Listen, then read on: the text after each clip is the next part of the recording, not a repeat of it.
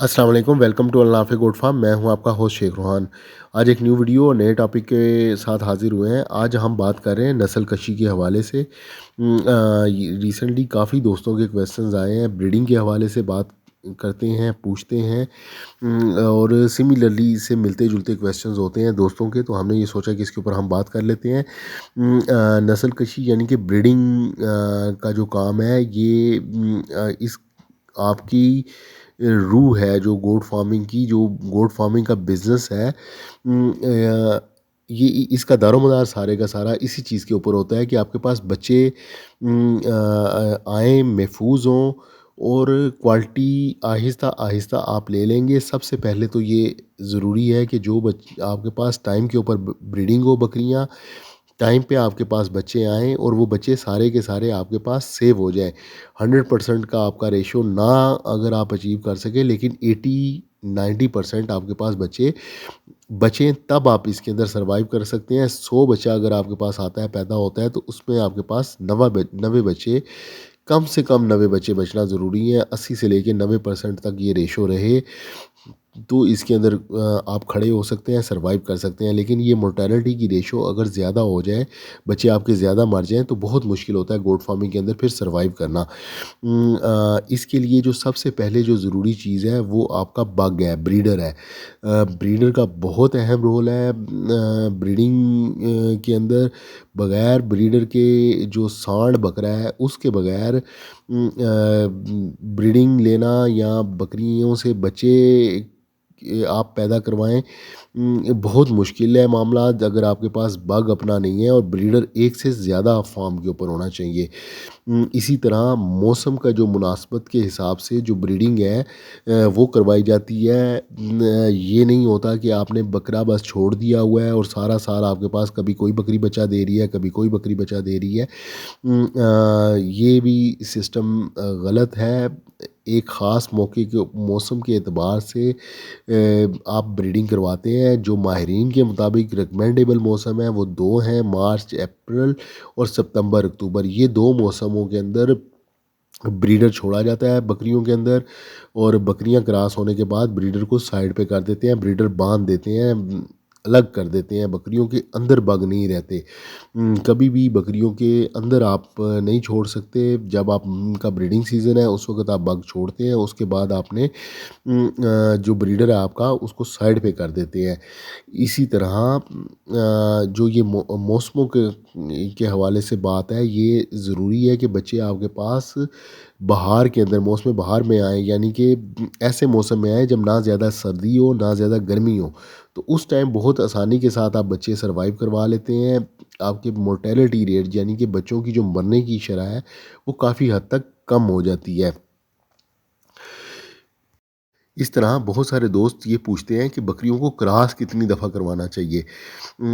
बकरी को 2 दफ़ा क्रॉस कराया जाता है, शाम के टाइम में और सुबह के टाइम में। अगर जो बकरी आपकी शाम के टाइम में हीट में आई है उसको एक दफ़ा शाम में क्रॉसिंग करवाते हैं, उसके बाद सुबह के टाइम में क्रॉसिंग करवाते हैं। और इस तरह कुछ बकरियां ऐसी होती हैं जो जिनका जो टाइम पीरियड है हीट में रहने का वो थोड़ा सा लंबा होता है, यानी कि 24 घंटे तक तकरीबन कुछ बकरियां देखा गया है कि वो हीट पे रहती हैं।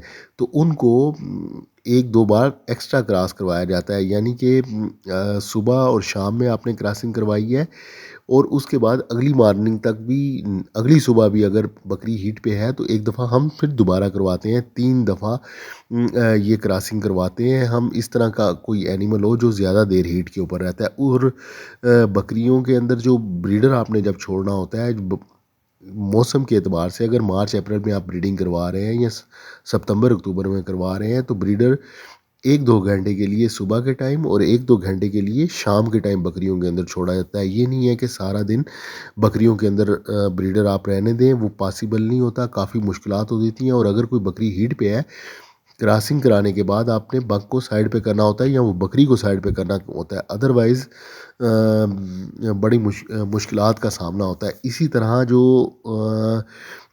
बच्चे लेने का अमल है वो अगर आप तेज़ी से करते हैं, स्पीड अप करते हैं, तो ज़ाहिर है आपका फॉर्म जल्दी से ग्रो करता है। आपका एक्सपीरियंस अच्छा है।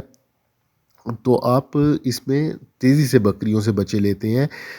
1.5 साल में आपका टारगेट जो हम अपना अपना जो रोल मॉडल है, जो हमारा रोल मॉडल है, हम इसके अंदर 1.5 साल में 2 दफ़ा बकरियों से बच्चे लेते हैं। उस और तकरीबन हम 40 से 45 दिन का गैप डालते हैं बकरी के अंदर। और उसके बाद हम उसको प्रोटोकॉल लगाते हैं। प्रोटोकॉल यानी कि सेलिवेट का इंजेक्शन हम लगाते हैं, डिवर्मिंग करते हैं, इंटरनल एक्सटर्नल डिवर्मिंग होती है। सेलिवेट का इंजेक्शन लगाया जाता है, विटामिन AD3 का लगाया जाता है, और कोई बकरी के अंदर कोई मसला मसाइल आ रहा हो उसका हम ट्रीटमेंट करते हैं। कोई भी प्रॉब्लम आ रही हो, हवाने से मुतल्लिक कुछ भी मसला मसाइल है, जो भी इंजेक्शंस लगाने हैं, हर किस्म का जो भी मसला मसाइल हो, वो हम फिर ये इस पीरियड के अंदर हम बकरी का कवर करते हैं। जब बकरी क्लियर हो जाती है, फिर हम उसको दोबारा क्रॉसिंग के अंदर डाल देते हैं और क्रॉस करवा के बकरी को दोबारा हमला कर लेते हैं।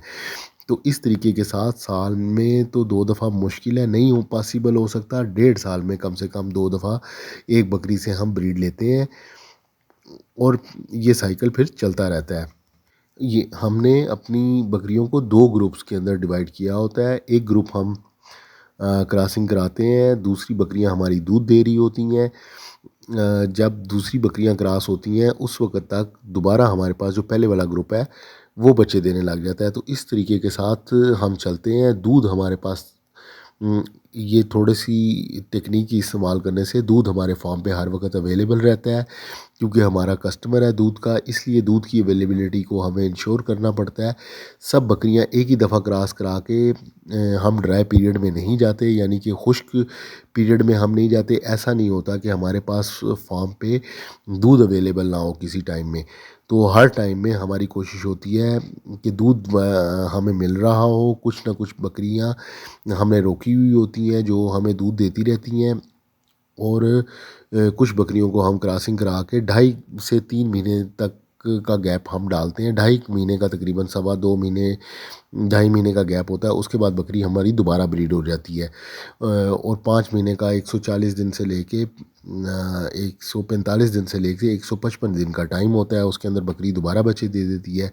फिर 2.25 महीने 2.5 महीने का गैप डलता है और बकरी दोबारा क्रॉस हो जाती है। क्रॉसिंग के बाद 2.5 से 2.5 महीने 3 महीने तक बकरी दूध देती रहती है। तो ये फिर सिलसिला आपका चलता रहता है। बहुत अहम रोल है ब्रीडिंग का। ब्रीडिंग के ऊपर ही आपका बिज़नेस ग्रो करता है, फैलता है, आपके जानवरों में तेज़ी से इजाफ़ा होता है। ग्रोथ जो आपकी बिज़नेस की है, कमाई जो है, इनकम है, वो बच्चे की सूरत में ही आपको मिलती है। ये बच्चे आपके तैयार होते हैं, कुछ ब्रीडर करके सेल होते हैं, कुछ ईद के ऊपर जाते हैं। तो बहुत अहम रोल है इसका, इसके ऊपर ख़ास तवज्जो दिया करें। ये जो कुछ दोस्त करते हैं कि ब्रीडर उनके पास नहीं होता और वो 1-2 बकरी लेके पूरा साल उसको रोक के रखते हैं, ये जुल्म करते हैं अपने ऊपर। ख़ास तौर पे जो सिटी एरियाज़ में है, बहुत टाइम हम ब्रीफ करते हैं। ये जो कंसेप्ट है कि आप फार्म पे किसी के लेकर चले जाएँ बकरी को और क्रॉसिंग कराएँ और उसके बाद वापस ले आएँ, ये टाइम आपका काफ़ी ज़्यादा ज़ाया हो जाता है इसके अंदर। बाज़ औक़ात आपने क्रॉसिंग कराई है, बकरी नहीं ठहरती, मुश्किल है। ब्रीडर आपके पास अपना होना इंतहाई ज़रूरी है। एक जो अच्छा ब्रीडर है, ब्रीडर के ऊपर आप पैसे लाज़मी ख़र्च किया करें। बकरी में थोड़ा बहुत 19-20 हुआ तो चलेगा, लेकिन ब्रीडर के अंदर 19-20 हुआ तो वो आपकी नस्ल ख़राब करेगा। आगे आने वाली जो ब्रीड है, वो आपकी डिस्टर्ब होगी।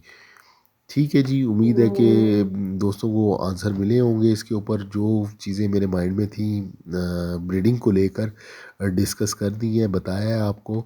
इंशाल्लाह ताला मिलते हैं अगली वीडियो में। दुआओं में याद रखिएगा। अल्लाह हाफ़िज़।